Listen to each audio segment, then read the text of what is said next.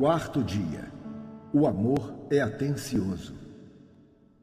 Como são preciosos para mim os teus pensamentos!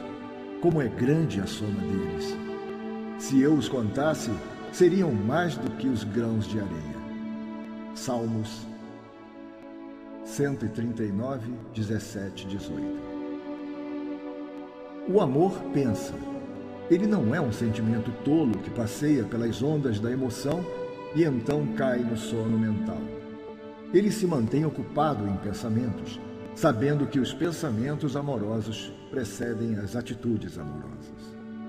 Quando você se apaixonou, o pensamento veio quase que naturalmente. Você passou horas imaginando como seria a pessoa amada, imaginando o que ela estaria fazendo, ensaiando coisas marcantes para dizer e depois curtindo doces memórias do tempo que passaram juntos. Você disse sinceramente: eu não consigo parar de pensar em você. Mas, para a maioria dos casais, as coisas começam a mudar logo depois do casamento. A esposa finalmente tem seu marido. O marido já tem seu troféu. A caça está terminada e a perseguição encerrada. Fagulhas de romance vagarosamente tornam-se em cinzas e a motivação para o pensamento esfria. Você se deixa focar em seu trabalho, seus amigos, seus problemas, seus desejos pessoais, em você. Depois de algum tempo, você involuntariamente começa a ignorar as necessidades do seu cônjuge. Mas o fato de que o casamento acrescentou outra pessoa em seu universo não mudou. Então, se o seu pensamento não amadureceu o bastante para constantemente incluir esta pessoa, você se pega sendo surpreendido ao invés de reflexivo. Hoje é nosso aniversário? Por que você não me incluiu nessa decisão? Você nunca pensa em ninguém além de você mesmo? Se você não aprender a ser reflexivo, acabará se arrependendo por ter perdido oportunidades de demonstrar amor. A falta de atenção é um inimigo silencioso para um relacionamento amoroso. Sejamos honestos. Os homens lutam mais contra a falta de atenção do que as mulheres. O homem tem a capacidade de focar em apenas uma coisa, como um laser, e esquecer do resto do mundo. Enquanto isto pode beneficiá-lo naquela área específica, pode também fazê-lo ignorar outras coisas que precisam de sua atenção. A mulher, por outro lado, é mais multiconsciente, capaz de manter-se incrivelmente atenta a vários fatos ao mesmo tempo. Ela tem a capacidade de falar ao telefone, cozinhar, saber em que cômodo da casa as crianças estão e se perguntar por que seu marido não a está ajudando. Tudo simultaneamente. Além disso, a mulher também pensa no coletivo.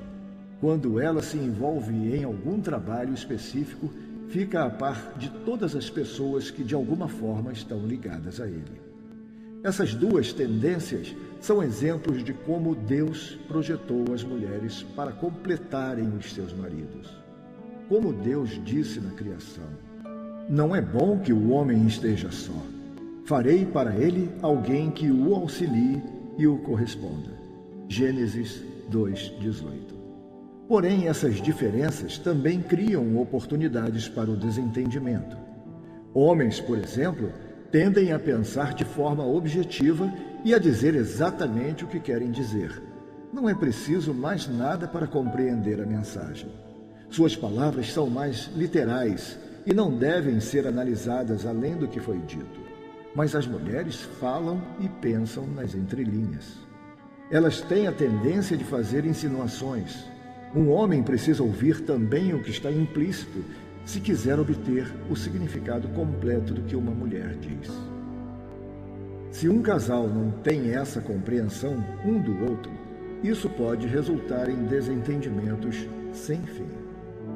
Ele fica frustrado tentando entender por que ela fala em enigmas ao invés de falar de uma vez o que quer. Ela fica frustrada tentando entender por que ele é tão desatento e não soma 2 mais 2 para compreender o que ela diz.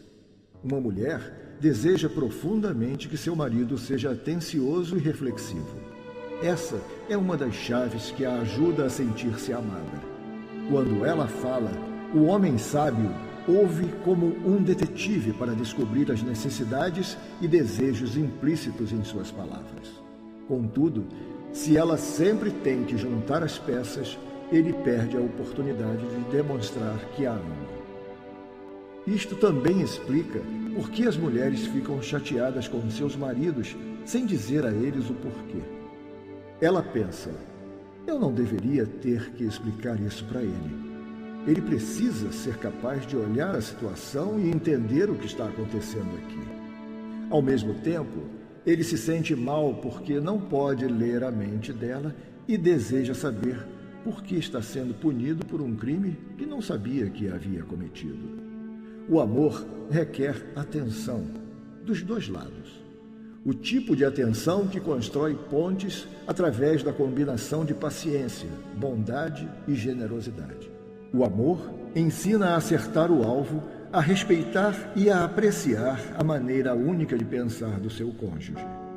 O marido deve ouvir a esposa e aprender a considerar as mensagens não ditas. A esposa deve aprender a se comunicar com atenção e não dizer uma coisa significando outra. Porém, com frequência você fica irado e se frustra, seguindo o padrão destrutivo. Preparar, apontar, fogo. Você fala de forma dura e só depois pensa se deveria ter dito o que disse. Mas a natureza atenciosa do amor lhe ensina a usar a mente antes de usar os lábios. O amor pensa antes de falar. Ele filtra as palavras com a peneira da verdade e da bondade. Quando foi a última vez que você gastou alguns minutos pensando em como poderia demonstrar amor ao seu cônjuge e entendê-lo melhor? Qual a necessidade imediata que você pode suprir? Para qual próximo evento, aniversário, data comemorativa, feriado, você já pode se preparar? Grandes casamentos vêm de grandes reflexões.